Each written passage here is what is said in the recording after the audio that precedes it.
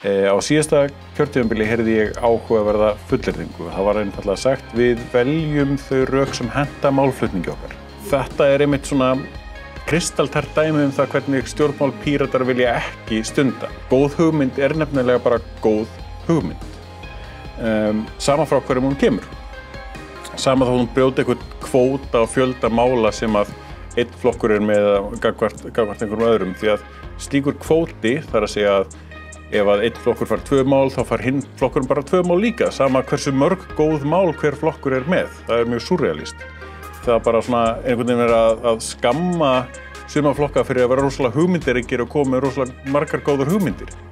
Píratar fagna góðum hugmyndum, sama hvaðan þær koma, því að árangur fyrir alla Íslendinga hlýtur að vera það sem við viljum gera á þingi. Og Píratar vilja nefnilega stunda öðruvísi stjórnmál. Við viljum að þingmál lifi á milli þinga til þess að það þurfi ekki alltaf að byrja á byrjuninni og eyða tíma í það. Við viljum nýja stjórnarskrá sem gefur þjóðinni málskotsrétt og frumkvæðisrétt, þannig að það sé hægt að hafa virt aðhald á milli kosninga með þingmönnum sem virðast oft bara gleyma því hvað þeir eru að gera þarna á milli þessum eru kosningar. Og eina leiðin til þess að hafna gömlu stjórnmálunum og velja Pírata.